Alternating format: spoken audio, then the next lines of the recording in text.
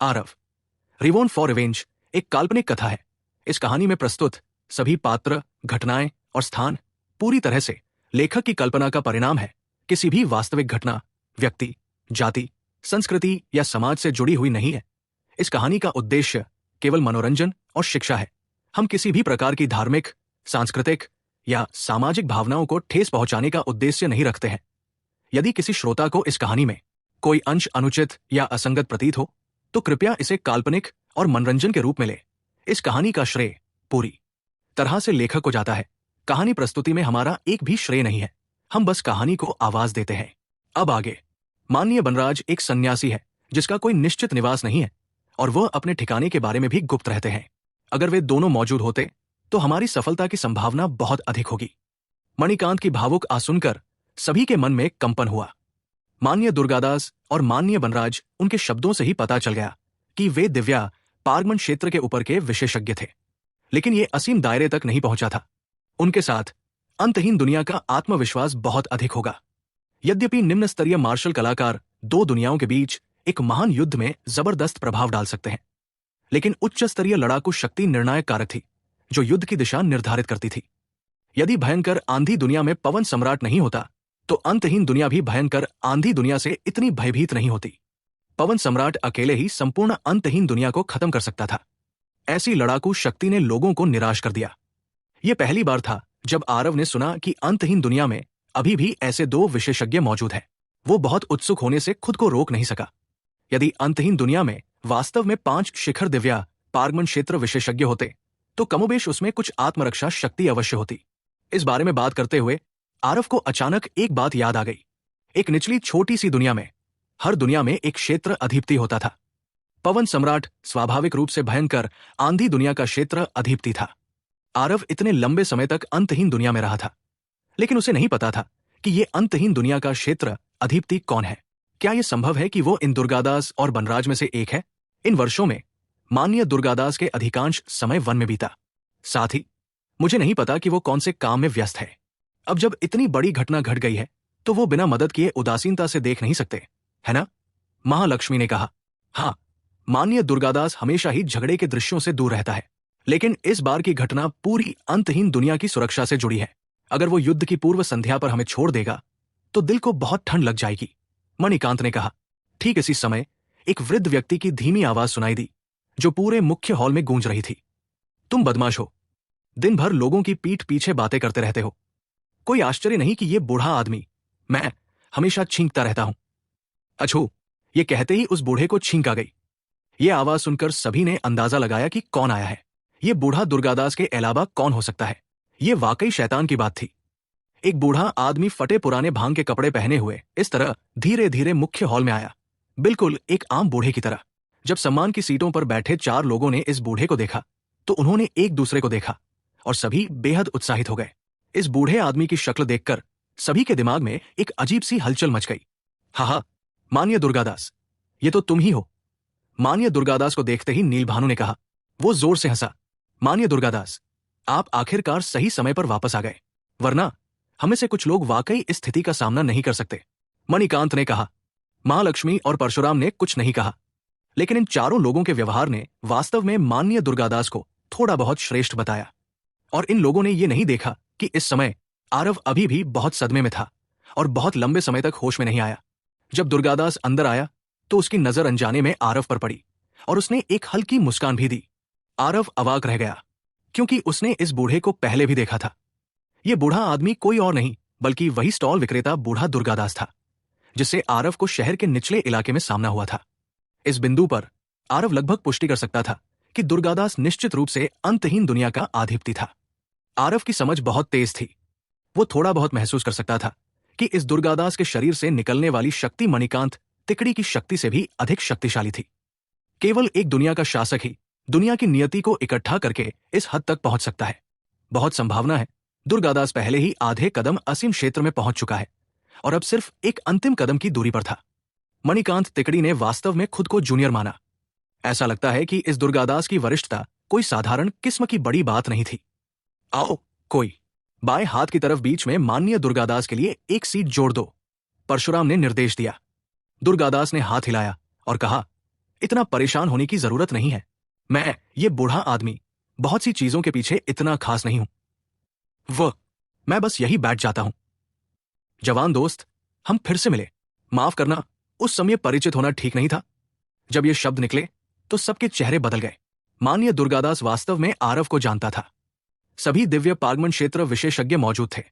उनमें से हर कोई बूढ़े दुर्गादास के साथ घुलना मिलना चाहता था, लेकिन उनके बुजुर्ग स्व का ठिकाना मायावी था, इसलिए वे पूरी तरह से उनके साथ घुल मिल नहीं पाए। आरव कितने दिनों से उत्तरी क्षेत्र में था, वो वास्तव में माननीय दुर्गादास को जानता था। इसके अलावा माननीय दुर्गादास ने वास्तव में खुद को आरव के साथ समेटने के लिए नीचे झुकाया। यह देखा जा सकता था कि आरव के बारे में उनकी धारणा काफी अच्छी थी। आखिर यहां क्या हो रहा था? आरव ने मुस्कुराते हुए कहा। माननीय दुर्गादास के निर्देश, आरव कैसे मना करने की हिम्मत कर सकता है? यह सिर्फ इतना है कि माननीय दुर्गादास ने वास्तव में बहुत गहराई से छुपाया था। उस समय जब आपने हमें संकट में देखा तो आपने वास्तव में बचाव के लिए हाथ भी नहीं बढ़ाया। दुर्गादास लापरवाही से आरव के पास बैठ गया और मुस्कुराते हुए बोला, जब मैंने तुम्हें डोडर ग्रीन ग्रास बेचा था तब मैंने तुम्हारी असाधारणता देखी थी। इस अंतहीन दुनिया में मुझे अभी तक कोई ऐसा व्यक्ति नहीं मिला जो डोडर ग्रीन ग्रास को पहचानता हो। बाद में जब मैंने तुम्हें शहर के पिता और बेटे को बेरमी से मारते देखा तो मैंने तुम्हें और भी अधिक सम्मान दिया। उस सोल सागर क्षेत्र में मैं मूल रूप से उसे जाने से पहले सुविधाजनक तरीके से खत्म करने की योजना बना रहा था, लेकिन मुझे उम्मीद नहीं थी कि तुमने वास्तव में उसे बाहर निकाल दिया। मैं उस समय पूरी लड़ाई देख रहा था। अगर कोई दुर्घटना वास्तव में होती तो मैं स्वाभाविक रूप से मदद करता, सिवाय इसके कि मैंने कभी नहीं सोचा था कि तुम इतनी कम उम्र में एकत्रित सार को संघनित कर सकते हो। यह वास्तव में मेरे लिए एक आंख खोलने वाला दृश्य था। जब आरव ने ये शब्द सुने तो उसने आश्चर्य से कहा, तो तुम्हें पता था कि वो डोडर ग्रीन ग्रास बहुत कीमती था? दुर्गादास जोर से हंसे और बोले, हाँ, बेशक मुझे पता था। नहीं तो क्या तुम सच में मुझे एक काले दिल वाले व्यापारी समझते हो? अर्धचौड़े स्तर की औषधीय जड़ी बूटी का एक डंठल 100 मध्यम श्रेणी के सार क्रिस्टल में बिक रहा है। डोडर ग्रीन ग्रास बेहद दुर्लभ है। आप उसे मुझे क्यों बेचा? आरव ने संदेह से पूछा। अर्ध चौथे स्तर की औषधीय जड़ी बूटी चाहे कितनी भी दुर्लभ क्यों न हो, मेरे लिए बहुत उपयोगी नहीं है, बल्कि तुम्हें स्पष्ट रूप से इसकी अधिक आवश्यकता थी। मैं बहुत उत्सुक हूं, तुम डोडर ग्रीन ग्रास का उपयोग किस लिए करने की योजना बना रहे थे? दुर्गादास ने मुस्कुराते हुए पूछा। आरव ने भी मुस्कुराते हुए जवाब दिया, औषधीय जड़ी बूटी खरीदना स्वाभाविक रूप से गोलियों को परिष्कृत करने के लिए है। क्या यह डाउन सिटी के सोरेन की तरह नहीं हो सकता जो इसे निगल जाता है? दोस्तों, आप सभी को बता दूं, डाउन सिटी के बिगडेल बच्चा सोरेन और अशोक नगरी के सोरेन दोनों अलग अलग है, बस नाम एक ही है। कंफ्यूज ना होना। बात खत्म करते हुए दोनों लोगों ने एक दूसरे को देखा और दोनों हंस पड़े। बाई ओर मणिकांत मन ही मन कोसते हुए बोला, ये दो लोग, एक बूढ़ा लोमड़ी, एक जवान लोमड़ी, दोनों ही ऐसे लोग हैं जिनसे डरना चाहिए। माननीय दुर्गादास आरव को परखना चाहता था, लेकिन आरव ने हल्के से स्केटिंग की। यह लड़का वाकई बहुत होशियार है। हालांकि इन दोनों लोगों ने बहुत सारी जानकारी दी। पता चला कि जब 10 राज्य संगठन का समूह उत्तर की ओर बढ़ रहा था तो ऐसी बड़ी घटना पहले भी हुई थी, और माननीय दुर्गादास ने आरव को सोल सागर क्षेत्र से लड़ते हुए व्यक्तिगत रूप से देखा था। ऐसे राक्षसी युवक के प्रति उन्होंने स्वाभाविक रूप से उसे ध्यान में रखा। मैंने नहीं सोचा था कि माननीय दुर्गादास बहुत पहले ही कार्रवाई कर चुके होंगे, दक्षिणी क्षेत्र का एक चक्कर लगाकर वापस आ गए होंगे। मणिकांत ने भावुक होकर कहा। दुर्गादास ने मुस्कुराते हुए डांटा, तुम बदमाश, लोगों की पीठ पीछे दिन भर अपनी जीभ हिलाते रहते हो। अंतहीन दुनिया के साथ इतनी बड़ी घटना हो गई।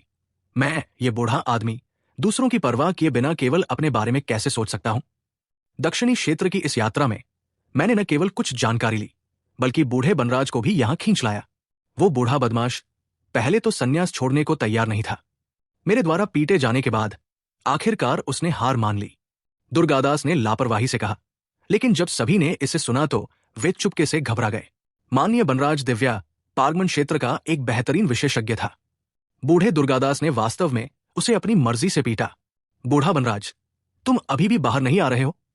क्या ऐसा हो सकता है कि तुम अभी भी चाहते हो कि मैं तुम्हें बाहर बुलाऊं? दुर्गादास ने स्पष्ट आवाज में पुकारा।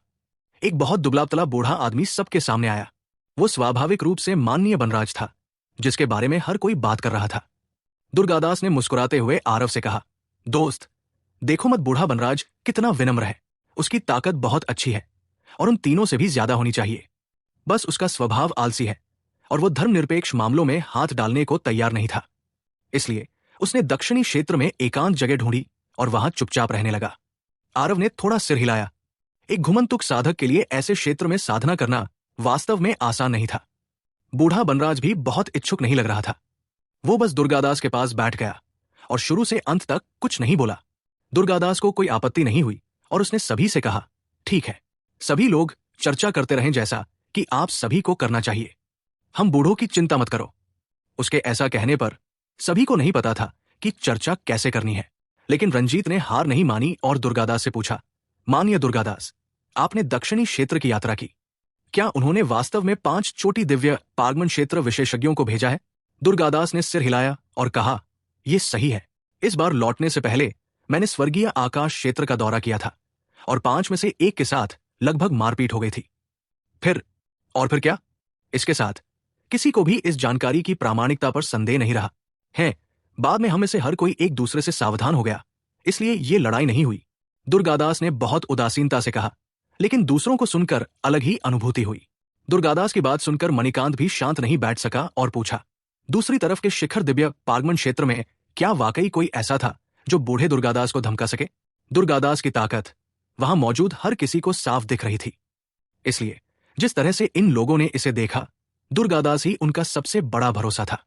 लेकिन अब दूसरी तरफ से भेजा गया एक यादृच्छिक शिखर दिव्य पागमन क्षेत्र वास्तव में बूढ़े आधे कदम असीम क्षेत्र विशेषज्ञ दुर्गादास के बराबर था। क्या ऐसा हो सकता है कि भयंकर आंधी दुनिया के मार्शल कलाकार वाकई इतने दुर्जय थे? दुर्गादास ने कहा, मुझे धमकाने की बात तो दूर की है, लेकिन उस व्यक्ति की ताकत मेरी ताकत से कम नहीं होनी चाहिए। एक बार लड़ाई शुरू हो जाने के बाद अगर हम दूसरों को डरा देते तो मेरे लिए भागना इतना आसान नहीं होता। मौजूद संप्रदाय के सभी नेताओं ने एक दूसरे की तरफ देखा। तुरंत उन्हें लगा कि दबाव विशाल पर्वत को कुचलने जैसा था। ऐसा लग रहा है कि भयंकर आंधी दुनिया की ताकत सभी की कल्पनाओं से कहीं ज्यादा है। दुर्गादास ने सभी की ओर देखा और शांत भाव से कहा, तुम लोग अभी भी इसे भाग्य पर छोड़ देने के विचार पर अड़े हुए हो, है ना? यदि भयंकर आंधी दुनिया इतनी शक्तिशाली नहीं थी तो उस समय के दिव्य तलवार संप्रदाय जैसे शक्तिशाली संप्रदाय ने राज्य मार्ग को बंद करने के लिए इतनी भयंकर कीमत कैसे चुकाई होती? वो युद्ध दिव्य संरचना संप्रदाय के बलिदान से कैसे खत्म हो सकते थे? उस युद्ध के बाद हमारी अंतहीन दुनिया की युद्ध शक्ति बहुत कम हो गई, जिसके परिणाम स्वरूप ये वर्तमान गिरावट की स्थिति है। दुर्गादास की बातें सुनकर सभी की निगाहें अनायास ही आरव की ओर चली गई। ऐसा लगता है कि इस युवक ने पहले जो कहा था वो जरा भी झूठ नहीं था। मणिकांत तिकड़ी ने भी नहीं सोचा कि स्थिति पहले से ही इतनी गंभीर थी और कहा, माननीय दुर्गादास, आप उच्च प्रतिष्ठा का आनंद लेते हैं और सार्वभौमिक सम्मान प्राप्त करते हैं। इस स्थिति को अभी भी आपको संभालने की आवश्यकता है।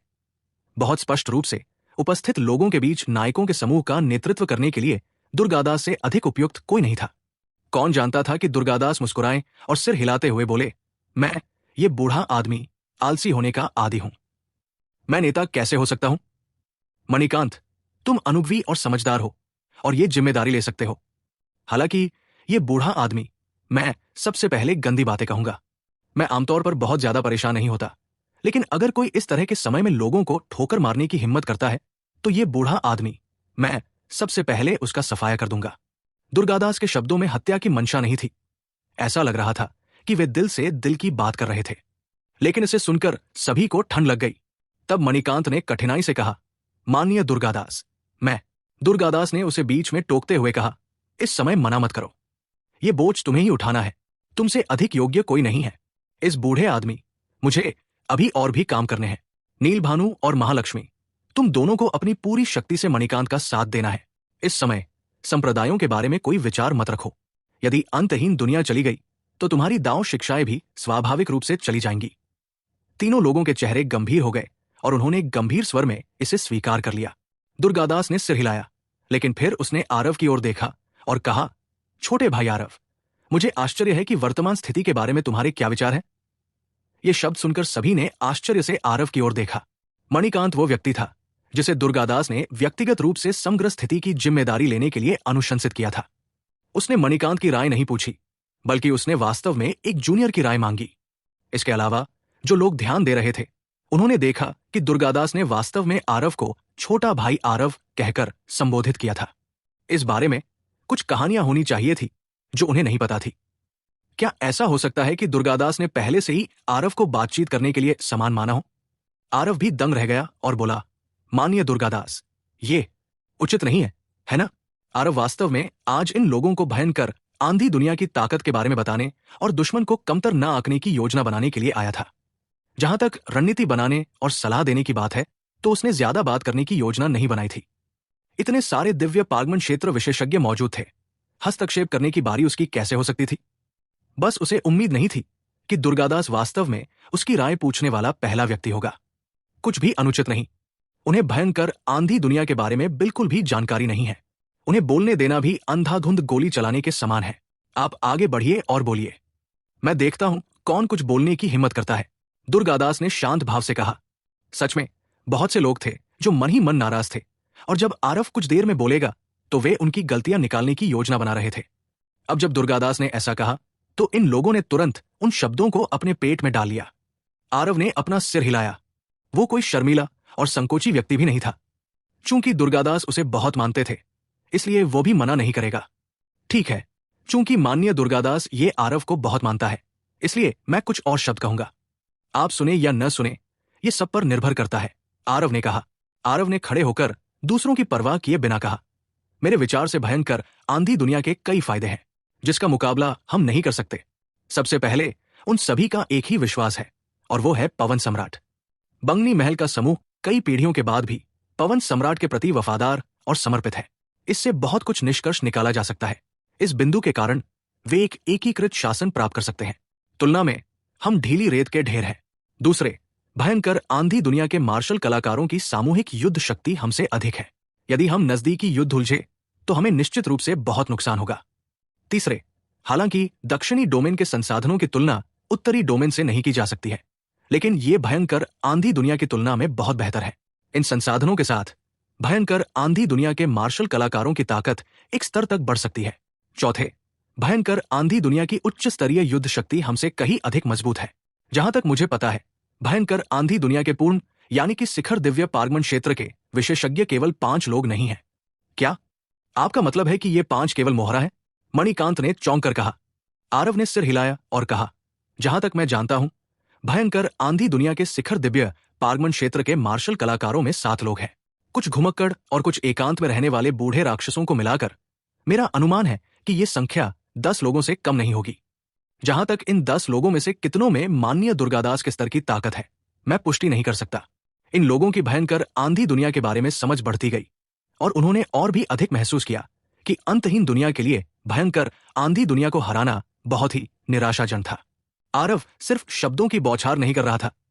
अगर सर्किट को भयंकर आंधी दुनिया के उच्च वर्गों के बारे में स्पष्ट जानकारी नहीं थी, तो कोयल एक सच्चा राजधानी कुलीन वर्ग था। पवन सम्राट की कमान के तहत 3 कमांडर शिखर दिव्य पारगमन क्षेत्र के विशेषज्ञ थे। इसके अलावा देसाई परिवार जैसे एक सुपर गुट, उनके नेता भी शिखर दिव्य पारगमन क्षेत्र के थे। केंद्रीय राजधानी के भीतर 7 पूर्ण यानी कि शिखर दिव्य पारगमन क्षेत्र थे। ये कहना कि ये 5 लोग मोहरा थे बिल्कुल भी अतिशयोक्ति नहीं थी। क्या ऐसे शब्द थोड़े ज्यादा नहीं है? भयंकर आंधी दुनिया जैसे संसाधनों की कमी वाली जगह पर इतने सारे विशेषज्ञ कैसे पैदा हो सकते हैं? रंजीत ने तिरस्कार पूर्वक कहा। आरव ने उसे उदासीन दृष्टि से देखा और कहा, भयंकर आंधी दुनिया में संसाधन तो कम है, लेकिन इसका मतलब ये नहीं कि संसाधन नहीं है। तुलनात्मक रूप से भयंकर आंधी दुनिया के संसाधनों के विकेंद्रीकरण के मुकाबले भयंकर आंधी दुनिया के संसाधन मूल रूप से केंद्रीय राजधानी में एकत्र है। साथ ही भयंकर आंधी दुनिया हमेशा तूफानी हवाओं में रहती है। मार्शल आर्टिस्ट हर समय साधना करते हुए कहे जा सकते हैं। उनकी साधना की गति स्वाभाविक रूप से हमारी अंतहीन दुनिया के मार्शल आर्टिस्ट से अधिक है। कई विशेषज्ञों को जन्म देने में क्या अजीब बात है? साथ ही मैं कहूं या न कहूं, ये मेरे ऊपर है। सुनना या न सुनना, ये तुम्हारे ऊपर है। अगर तुम नहीं सुनना चाहते तो तुम अपने कान बंद कर सकते हो। मैंने जो कहा उसका सच और झूठ माननीय दुर्गादास और वरिष्ठ मणिकांत, वे सभी स्वाभाविक रूप से समझ जाएंगे। अब तुम्हारी बारी कब है कि तुम बीच में बोलो? इस रंजीत ने बार बार परेशानी खड़ी की। आरव इस पर उससे मोलतोल करने को तैयार नहीं था। ये आदमी तो बद से बदतर होता चला गया। ये शब्द बिना किसी चेहरे की परवाह किए कहे गए थे, जिससे रंजीत का चेहरा लाल हो गया। मणिकांत ने भी भौहें सिकोड़ी और कहा, बूढ़े रंजीत, तुम भी एक इलाके के अधिपति हो। तुम हमेशा आरव के लिए मुश्किलें क्यों खड़ी करते हो? इस बात को नजरअंदाज करते हुए कि आरव हम में से अकेला है जो भयंकर आंधी दुनिया की स्थिति को समझता है, सिर्फ इसलिए कि उसने अंतहीन दुनिया के लिए जो योगदान दिया है उसकी राय सुनने में हमें क्या हर्ज है। मणिकांत के शब्द गंभीर नहीं थे, लेकिन इतने बड़े लोगों के सामने रंजीत से इस तरह बात करना वास्तव में उसे पहले से ही एक झटका देने जैसा था। रंजीत गुस्से से लाल हो गया था, लेकिन दुर्गादास के मौजूद होने के कारण वो भड़क नहीं सका और उसने ठंडी सांस लेते हुए कहा, अरे, राय भी नहीं दे सकते? ठीक है, ठीक है, ठीक है, मैं अपना मुंह बंद रखता हूं। दुर्गादास ने अपना सिर नीचे झुका रखा था, पूरे समय सीधे नीचे देख रहा था, जैसे कि उसने दोनों पक्षों के विवाद पर कोई ध्यान नहीं दिया हो। इस समय यह देखकर कि रंजीत ने बोलना समाप्त कर दिया, दुर्गादास ने फिर से पूछा, आरव, तुम बोलते रहो। आरव के पक्ष में पहले से ही 6 सरल शब्द खड़े थे। अन्य संप्रदायों के सभी बड़े लोगों ने समझदारी से अपना मुंह बंद रखा। इस तरह के समय में चाहे जो भी कहा जाए, यह स्पष्ट रूप से एक बुद्धिमानी भरा कदम नहीं था। आरव ने सिर हिलाया और कहा, जैसा कि मैंने पहले कहा था, हम जो कुछ भी सामने ला सकते हैं वो वास्तव में बहुत कम है। इसलिए अगर हम स्थिति को बदलना चाहते हैं तो हमें कठोर सुधार करने होंगे, अन्यथा अंतहीन दुनिया को निगल जाना बस समय की बात है। किस तरह के सुधार? मणिकांत ने पूछा। आरव ने आत्मविश्वास और संयम के साथ कहा, वास्तव में हम जो कुछ भी कर सकते हैं वो बहुत ज्यादा नहीं है, लेकिन 3 चीजें हैं जो हम समय रहते कर सकते हैं। मणिकांत की आंखें चमक उठीं और उसने काफी दिलचस्पी से पूछा, ओह, आरव, जल्दी से बताओ, कौन सी 3 चीजें? आरव ने एक उंगली आगे बढ़ाते हुए कहा, पहली बात यह है कि संप्रदाय होने की अवधारणा को रोकना होगा। सभी को एक प्रबंधन के तहत एकीकृत करना होगा और सभी कुलीन बलों को केंद्रित करना होगा।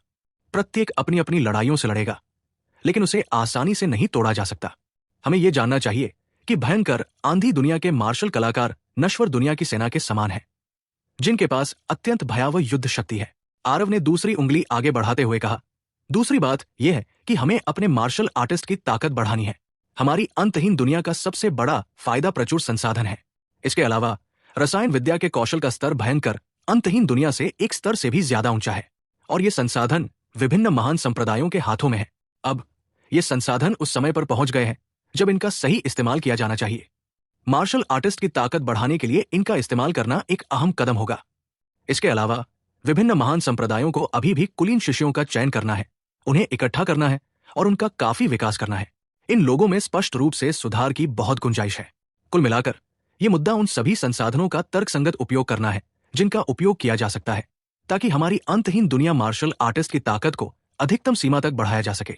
आरव ने तीसरी उंगली आगे बढ़ाते हुए कहा, तीसरा, उत्तरी क्षेत्र के सभी सरणी स्वामियों को एकाग्र करना।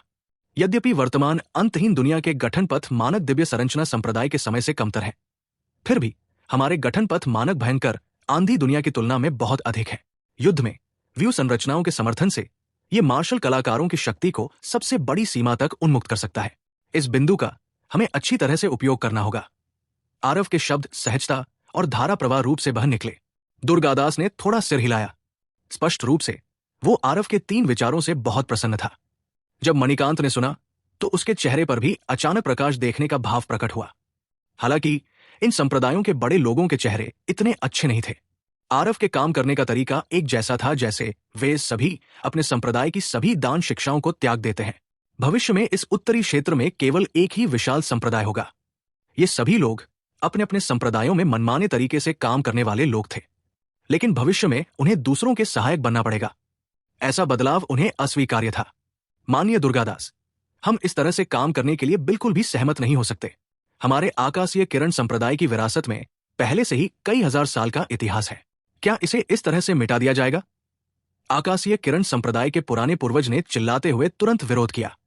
हाँ, हालांकि हमारा संप्रदाय बड़ा नहीं है, लेकिन आज तक हमारी विरासत का इतिहास पहले से ही 10,000 साल के करीब है। निश्चित रूप से ये इस तरह से नहीं जा सकता है। असहमत। मैं भी असहमत हूं। एक पल के लिए एक के बाद एक विरोध करने वाली आवाजें उठीं। रंजीत ने इस बार कुछ नहीं कहा, लेकिन बगल में ठंडी मुस्कान बिखेरता रहा। जैसा कि कहावत है, कानून के लिए सामूहिक रूप से दंड देना कठिन था। चाहे दुर्गादास कितना भी दुर्जय क्यों न हो, इन सभी दिव्या पागमन क्षेत्र विशेषज्ञों को मारना संभव नहीं था, है ना? यदि वे वास्तव में मारे गए तो भयंकर आंधी दुनिया के उन विशेषज्ञों से कौन निपटेगा? उपस्थित इन दिव्या पागमन क्षेत्र विशेषज्ञों में अधिकांश प्रमुख संप्रदाय थे जिनकी विरासत कई हजार साल पुरानी थी, और कई नए संप्रदाय भी थे जो हाल के वर्षों में उभरे हैं। चाहे किसी भी तरह का संप्रदाय हो, वे सभी ये नहीं चाहते थे कि उनकी दांव शिक्षाएं गुमनामी में खो जाए। रंजीत अपने दिल में बहुत खुश था। उसने अभी अभी कई लोगों को कुछ सार्थक नजरों से देखा। वे कुछ लोग तुरंत समझ गए और आरव की योजनाओं पर आपत्ति जताने के लिए आगे आए। इसके अलावा इस तरह के दृष्टिकोण ने वास्तव में इन लोगों की आधार रेखा को छुआ था। जब तक कोई आगे आता, ये तुरंत महामारी की तरह फैल जाता। हर कोई आपत्ति जताने के लिए आगे आया। बच्चे, है, मैं देखना चाहता हूं कि तुम्हारी ये योजना कैसे लागू होगी। रंजीत ने मन ही मन प्रसन्नता से सोचा। माननीय दुर्गादास, जिसकी दोनों आंखें पूरे समय थोड़ी सी बंद थी, अचानक बोल पड़ा। उसने ये बात आरव से कही। छोटे भाई आरव, लगता है कि तुम्हारी योजना पर सभी आपत्ति कर रहे हैं। तुम्हें क्या लगता है कि क्या किया जाना चाहिए? दुर्गादास ने बेपरवाही से पूछा।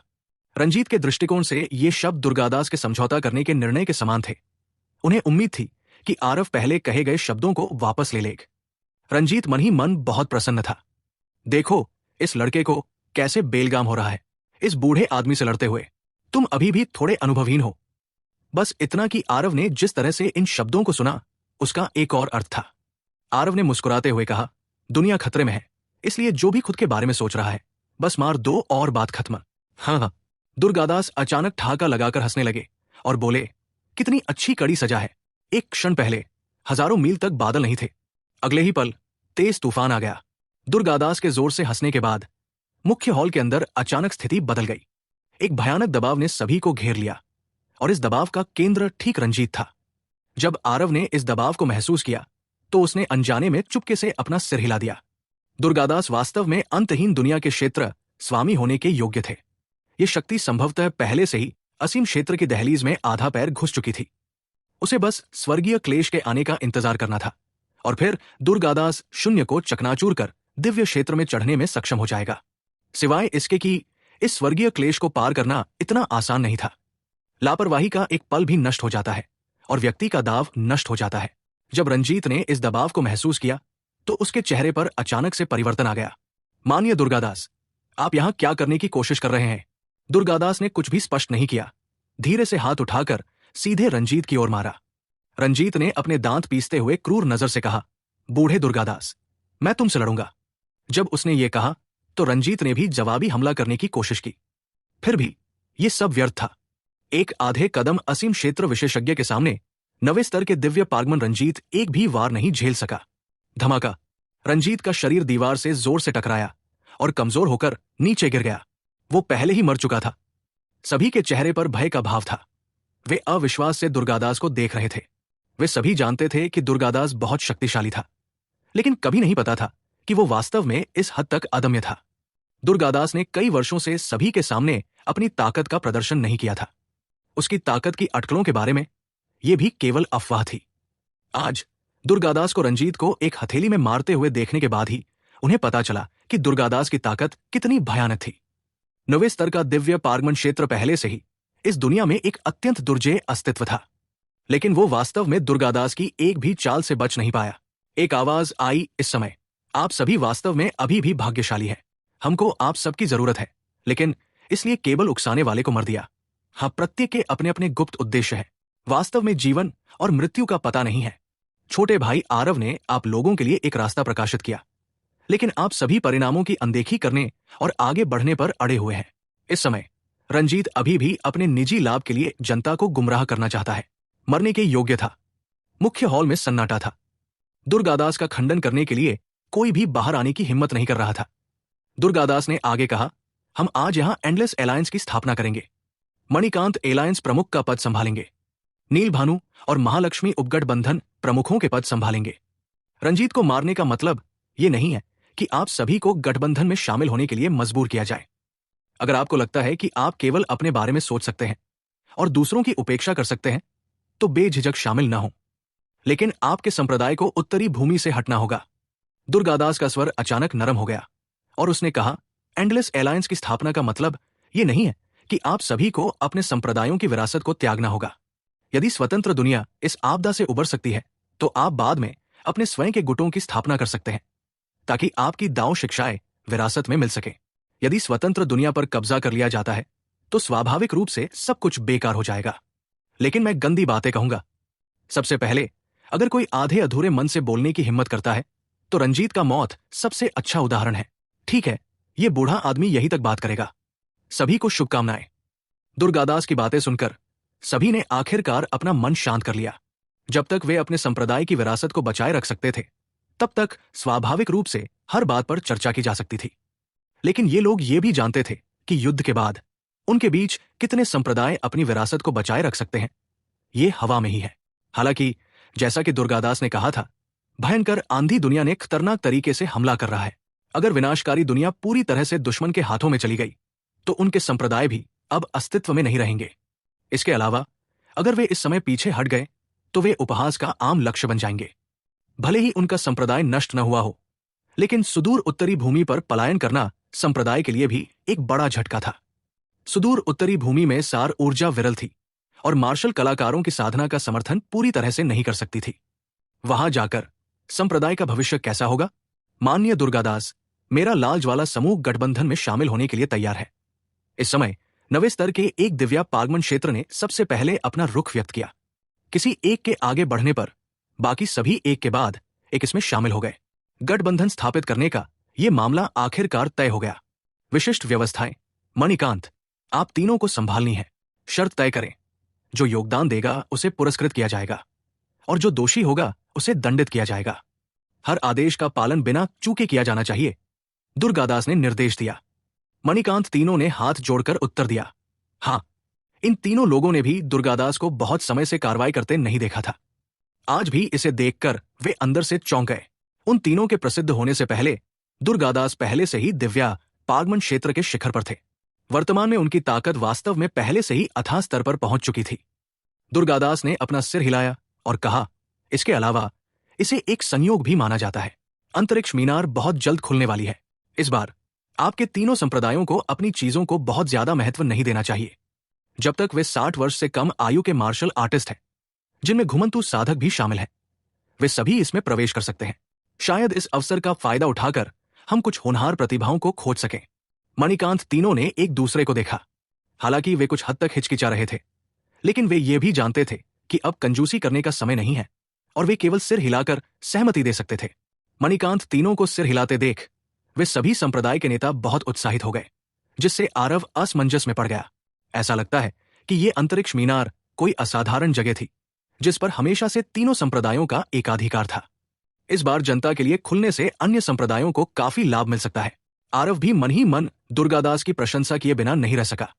यद्यपि ये बूढ़ा व्यक्ति बहुत ही उपद्रवी था, फिर भी वो उम्र के हिसाब से अनुभवी और चतुर था। एक हाथ में बड़ी छड़ी और दूसरे हाथ में गाजर की ये रणनीति बहुत शानदार तरीके से लागू की गई। पर्याप्त लाभ प्राप्त करने वाले ये संप्रदाय नेता स्वाभाविक रूप से कुछ पूर्वाग्रहों को अलग रखते हुए दुश्मन से लड़ने के लिए अपनी जान जोखिम में डाल देंगे। सिवाय इसके कि संसाधनों के इस तरह के बंटवारे के बाद यदि अनुपयुक्त दुनिया इस आपदा से निपट सकती है, तो उत्तरी क्षेत्र की व्यवस्था में शायद एक बड़ा बदलाव आएगा। एक तरफ के हॉल में दुर्गादास और आरव एक दूसरे के सामने बैठे थे। छोटे भाई आरव, आपकी प्रतिभा अंतहीन दुनिया से कहीं ज्यादा है। आपकी पृष्ठभूमि शायद सरल नहीं है ना? दुर्गादास ने जलती आंखों से आरव की ओर देखा और पूछा। दुर्गादास ने सभी खास काम मणिकांत को सौंप दिए, लेकिन उसने आरव को एक साइड हॉल में खींच लिया और तुरंत आरव की उत्पत्ति के बारे में पूछा। आरव जानता था कि एक दुनिया के एक अधिपति की समझ दूसरों से बहुत अलग है। दूसरों के सामने बहुत सी बातें उन्हें थोड़ा बेवकूफ बनाने से खत्म हो जाती है, लेकिन दुर्गादास के सामने उसे हल्के में टालने की इच्छा शायद काम न आए। वरिष्ठ दुर्गादास, आप रुको। अगर छोटे भाई आरव को कोई आपत्ति न हो तो मुझे बड़ा भाई कहो। अगर दुनिया इस आपदा से उबर सकती है तो शायद बड़े भाई। मेरे पास अभी भी ऐसे क्षेत्र हैं जहां मुझे छोटे भाई आरव पर भरोसा करना होगा। दुर्गादास ने आरव की बात बीच में ही रोक दी और मुस्कुराते हुए कहा। आरव ने मुस्कुराते हुए कहा, मैं औपचारिकता निभाने के बजाय सम्मानपूर्वक स्वीकार करता हूं। बड़े भाई दुर्गादास को ही इस दुनिया का स्वामी होना चाहिए, है ना? दुर्गादास को आश्चर्य नहीं हुआ। इसके बजाय उसने हंसते हुए कहा, हां, छोटे भाई आरव की समझ वाकई बहुत ऊंची है। वास्तव में दुनिया के बारे में जानना भी। ये सही है, ये बूढ़ा आदमी वास्तव में दुनिया का स्वामी है। आरव ने सिर हिलाया और मुस्कुराते हुए कहा, छोटे भाई का गुरु वास्तव में इस दुनिया से नहीं है। बस गुरु के आदेश के कारण छोटे भाई के लिए कुछ बातें व्यक्त करना सुविधाजनक नहीं है। बड़े भाई, कृपया मुझे माफ करें। दुर्गादास ने आश्चर्य से मुंह नहीं खोला। आरव की ऐसी स्वर्ग विरोधी प्रतिभा दुनिया के लिए दुनिया को जन्म देना बिल्कुल असंभव था। आरव स्वाभाविक रूप से उसे ये नहीं बताएगा कि उसके पास एक ऐसा शरीर है जो पुनर्जन्म ले चुका है। हालांकि दिव्य क्षेत्र के लोग शायद ही कभी निचले क्षेत्रों में उतरे हों, लेकिन यह भी अनसुना नहीं था। निचले क्षेत्रों में शिष्य बनाना वास्तव में कोई बड़ी बात नहीं थी। है लगता है छोटे भाई की किस्मत बहुत अच्छी है और उसे वास्तव में दिव्य क्षेत्र की एक प्रमुख शक्ति की कृपा प्राप्त हुई है। हाँ, सच में ये बड़े भाई तुमसे ईर्ष्या करता है। भले ही दुर्गादास अंतहीन दुनिया के राज्यपति थे, दिव्य क्षेत्र की प्रमुख शक्तियों की नजर में वे अभी भी एक दरिद्र व्यक्ति थे। आरव की प्रतिभा बहुत ही राक्षसी थी।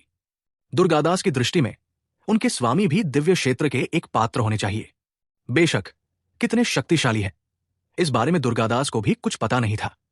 हालांकि उन्हें दिव्य क्षेत्र से संबंधित कुछ बातें पता थी, लेकिन उनका ज्ञान बहुत सीमित था।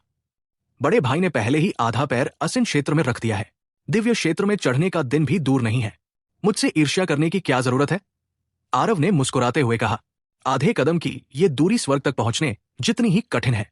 अगर मुझमें आत्मविश्वास होता तो मैं स्वर्ग की विपत्ति को पार करने के लिए कब का चला जाता। मैं अंतहीन दुनिया में क्यों रहता, अपना समय कड़वाहट से बर्बाद करता। मैं अनंत दुनिया में इतने साल सिर्फ इसलिए रहा ताकि उम्मीद की वो कमजोर डोर भी मिल जाए। दुर्गादास ने भावुक होकर आह भरी। निचले लोकों के मार्शल कलाकारों के लिए स्वर्ग की विपत्ति से ऊपर उठना जीवन और मृत्यु का एक मोड़ था। दुर्गादास को सिर्फ असीम क्षेत्र की स्वर्गीय विपत्ति का ही सामना नहीं करना पड़ा, बल्कि छोटी सी दुनिया के शून्य को चकनाचूर करते समय सीमा दबाव का भी सामना करना पड़ा। दोनों को एक साथ रखने पर साधारण मार्शल कलाकार इसे आसानी से पार नहीं कर सकते थे, जब तक कि वे लोग न हों जो स्वर्ग को चुनौती देने वाले प्रतिभाशाली हों या जिनके पास बहुत अच्छी किस्मत हो। सफलता की दर वास्तव में बहुत कम थी। इसलिए इस तरह की छोटी दुनिया में असीम क्षेत्र को तोड़ना वास्तव में दिव्य क्षेत्र से भी अधिक कठिन था। और एक छोटी दुनिया की सार ऊर्जा और संसाधन दिव्य क्षेत्र की तुलना में बस एक स्वर्गीय खाई जैसा अंतर था। इससे मार्शल कलाकारों के चढ़ने की कठिनाई और भी बढ़ गई। बड़े भाई को हिम्मत हारने की जरूरत नहीं है। स्वर्गीय दाव हमेशा आशा की किरण छोड़ेंगे। जब तक सीनियर हार नहीं मानते, तब तक आप अंततः किसी दिन आशा की ये किरण पा सकेंगे। आरव ने उसे सांत्वना दी। वास्तव में आरव की क्षमताओं के साथ स्वर्गीय क्लेश से बाहर निकलने के लिए दुर्गादास की सहायता करना कोई कठिन काम नहीं था। बस इतना था कि उसने दुर्गादास के साथ बहुत कम दिन बिताए थे और उसे इस व्यक्ति के बारे में बिल्कुल भी समझ नहीं थी। वो स्वाभाविक रूप से एक अल्प दिन परिचित से ऐसे सच्चे शब्द नहीं कहेगा। इसके अलावा अगर वो अब दुर्गादास को चढ़ने में मदद करता तो असीम दुनिया के पास अब कोई उम्मीद नहीं रह जाती। पवन सम्राट के आने की आवश्यकता के बिना केवल देसाई परिवार और उन कुछ प्रथम श्रेणी के परिवारों ने ही अंतहीन दुनिया को नष्ट करने में सक्षम है। भविष्य में अगर सब कुछ सही रहा और उसने पुष्टि की कि दुर्गादास विश्वास करने योग्य है, तो उसे मदद देने में भी देर नहीं होगी। अरे, तो मैं छोटे भाई को आपके आशीर्वाद के लिए धन्यवाद दूंगा। अगर बड़े भाई मैं भविष्य में संयोग से दिव्य लोक में चढ़ सकता हूं, तो मुझे उम्मीद है कि छोटे भाई मेरी अच्छी तरह से देखभाल करेंगे। दुर्गादास ने मुस्कुराते हुए कहा। आरव के प्रति उनके इतने विनम्र होने का कारण वास्तव में यह था। दुर्गादास इतने सालों तक अंतहीन दुनिया में ज्वार के साथ बहता रहा था। हालांकि उसे स्वर्गीय क्लेश को पार करने के बारे में बहुत आत्मविश्वास नहीं था, लेकिन कमोबेश उसके पास कुछ आत्मविश्वास भी था। अगर वो भविष्य में संयोग से स्वर्गीय क्लेश को पार कर गया तो दिव्य लोक में पहुंचने पर उसकी देखभाल करने वाला कोई नहीं था, तो आगे बढ़ना बहुत मुश्किल था। यह बात उस पवन सम्राट जानता था। दुर्गादास भी स्वाभाविक रूप से जानता था। आरव उत्सुक था और उसने पूछा, बड़े भाई दुर्गादास ऐसा क्यों कहते हैं? हमारी अनंत दुनिया भी एक निश्चित गुट से संबंधित होनी चाहिए, है ना? जब बड़े भाई आप भविष्य में दिव्य लोक में चढ़ेंगे तो स्वाभाविक रूप से वो गुट आपका स्वागत करने के लिए आएंगे, है ना? वहां अनगिनत निचले लोकों की छोटी दुनियाएं थी, लेकिन वे मालिकहीन वस्तुएं नहीं थी। इन छोटी छोटी दुनियाओं का दिव्य क्षेत्र के साथ अनगिनत जटिल संबंध था। दुर्गादास के लिए क्षेत्र का स्वामी बनना इसलिए संभव नहीं था क्योंकि वो अंतहीन दुनिया का सबसे शक्तिशाली व्यक्ति था, बल्कि इसलिए कि वह दिव्य क्षेत्र में किसी गुट द्वारा नियुक्त व्यक्ति था। अपने पिछले जीवन में मेडिसिन किंग हॉल, ये सुपर गुट जिसमें दक्षराज था, के पास निचले क्षेत्रों में अनगिनत विमानों पर अधिकार क्षेत्र था। बस इतना था कि इन मामलों में आरव ने कभी खुद को शामिल नहीं किया। ये सब बिज्जदेव की जिम्मेदारी थी। हालांकि आरव कुछ समय के लिए अंतहीन दुनिया में आया था, लेकिन वो नहीं जानता था कि दिव्य क्षेत्र का कौन सा गुट है, ये अंतहीन दुनिया किसकी थी। लेकिन दिव्य क्षेत्र के विभिन्न प्रमुख गुटों ने निचले क्षेत्रों के मामलों की परवाह नहीं की, क्योंकि दिव्य क्षेत्र से नीचे उतरना बहुत कठिन था। दिव्य क्षेत्र में भी बहुत कम लोग थे जो इसे पूरा कर सकते थे। निश्चित रूप से ब्राइट मून सिटी की ताकत का उपयोग करके ही दीक्षा नीचे आ पाया था। यह भी ठीक इसी कारण से था कि दुर्गादास ने यह पता लगाया कि आरव के पीछे का व्यक्ति निश्चित रूप से बहुत शक्तिशाली था। इन गुटों के पास निचले विमानों के साथ संचार के विशेष चैनल होंगे। यह बिंदु बहुत आसान था, और एक निचले क्षेत्र अधिपाती की विरासत भी ज्यादातर परिस्थितियों में छोटी दुनिया के आंतरिक मामले थे। जब तक पिछला क्षेत्र अधिपति एक उत्तराधिकारी का चयन करता है और इसे दिव्य क्षेत्र को मंजूरी के लिए रिपोर्ट करता है, तब तक ये काम करेगा। लेकिन दुर्गादास ने कड़वी मुस्कान के साथ कहा, वास्तव में मुझे नहीं पता कि दिव्य क्षेत्र में कौन सा गुट है। वास्तव में पिछले अधिपति से शुरू होने के बाद से हमने दिव्य क्षेत्र से पूरी तरह से संपर्क खो दिया है। लगभग 1000 साल पहले ही यह हुआ। आरव स्तब्ध था। उसने नहीं सोचा था कि वास्तव में ऐसी कोई चीज थी। लगता है कि वो दिव्य क्षेत्र गुट, जिसका अभिन्न दुनिया से संबंध था, को शायद कोई बड़ी अप्रत्याशित घटना का सामना करना पड़ा हो। ठीक है, बड़े भाई के मामले मैंने नोट कर लिए हैं। बस इस समय मैं आपसे वादा करने की हिम्मत नहीं कर सकता। आखिरकार मेरे उस गुरु ने मुझे ज्ञान देने के बाद अपने हाथ झाड़ लिए और फिर कभी मेरी परवाह नहीं की। लेकिन आरव का वादा, जो वादा नहीं था, दुर्गादास को एक स्वर्गीय राग की तरह लगा। उसने प्रसन्नतापूर्वक कहा, हां हां हां हां, आधे महीने के भीतर अंतरिक्ष मीनार खुल जाएगी। उस समय आपको अवश्य जाना चाहिए और भाग लेना चाहिए। शायद आपको कुछ अप्रत्याशित लाभ ही हो। ओ, अंतरिक्ष मीनार, वो क्या है? आरव अभी भी इस अंतरिक्ष मीनार के बारे में बहुत उत्सुक था। ऐसा कुछ जो इतने सारे दिव्य पारगम क्षेत्र के विशेषज्ञों को प्रत्यक्ष रूप से प्रभावित कर सकता है, वो कोई साधारण बात नहीं होगी। अंतरिक्ष मीनार एक विरासत में मिला रहस्यमय क्षेत्र है। यह सामूहिक रूप से 3 संप्रदायों और अशोक नगरी के स्वामित्व में है। इस अंतरिक्ष मीनार में कुल 9 स्तर हैं। प्रत्येक स्तर को पार करने पर व्यक्ति को अकल्पनीय लाभ प्राप्त होगा। ये एक शानदार जगह है जहां 3 संप्रदाय और अशोक नगरी अपने युवा शिष्यों को पालते हैं। अंतरिक्ष मीनार की खोज के बाद से अंतहीन दुनिया में अनगिनत शक्तिशाली लोग वहां से निकल गए। उस समय दिव्य तलवार संप्रदाय के पूर्वज, दिव्य संरचना पूर्वज भी वहां से निकल गए। आप नहीं जानते कि उस समय दिव्य संरचना पूर्वज की ताकत कितनी भयानक थी। भले ही वो क्षेत्र का स्वामी नहीं था, लेकिन उसके सामने उस समय का क्षेत्र स्वामी अपने जूते उठाने के लायक भी नहीं था। इसलिए ये 4 प्रमुख गुट अंतरिक्ष मीनार पर एकाधिकार रखते रहे हैं और दूसरे गुटों को इसमें हाथ डालने की अनुमति नहीं देते। अंतरिक्ष मीनार हर 10 साल में एक बार खुलता है। आधे महीने बाद 10 साल की तारीख होती है, जो कि आने वाली है। दुर्गादास के शब्द सहजता से निकल पड़े। दुर्गादास को नहीं पता था कि आरव न केवल दिव्य संरचना पूर्वज अश्विनी को जानता था, बल्कि उसके साथ उसके घनिष्ठ संबंध भी थे। लेकिन दुर्गादास के ऐसा कहने पर आरव की इस अंतरिक्ष मीनार में और भी अधिक रुचि हो गई। ऐसे सर्वोच्च शक्तिशाली चरित्र को जन्म देने में सक्षम इस अंतरिक्ष मीनार की शक्ति हर नजर में स्पष्ट थी। ओ, अभी भी ऐसी कोई चीज है? मुझे आश्चर्य है कि उस समय दिव्य संरचना पूर्वज अश्विनी ने कितने स्तरों को पार किया होगा? आरव ने उत्सुकता से पूछा। आरव के विचार में ग्रैंड अरे डिवाइन किंग अश्विनी जैसे स्वर्ग विरोधी चरित्र को उस समय 9वें स्तर तक पहुंचना चाहिए था। सिवाय इसके कि दुर्गादास का उत्तर आरव के विचार से बहुत दूर था। दुर्गादास ने कहा, 7वां स्तर। सुदूर प्राचीन काल से केवल 3 व्यक्ति ही 7वें स्तर तक पहुंच पाए हैं और दिव्य संरचना पूर्वज उनमें से एक था। इस बार आरव वास्तव में सदमे से अचंभित रह गया। ये आदमी अश्विनी कितना स्वर्ग विरोधी था, आरव अच्छी तरह से जानता था। अपनी ताकत के साथ वो वास्तव में 7वें स्तर तक भी पहुंच गया। फिर 8वां स्तर और 9वां स्तर कितना विकृत होना चाहिए था? क्या इसका मतलब यह नहीं है कि ये 8वां स्तर और 9वां स्तर, वहां कोई भी नहीं था जो वहां पहुंच पाया हो? आरव ने आश्चर्य से पूछा। तो क्या होने वाला है कहानी में आगे? वास्तव में अंतरिक्ष मीनार में आरव को क्या अच्छी मुठभेड़ मिलेगा? चलिए अगले कुछ एपिसोड्स में सुनते हैं।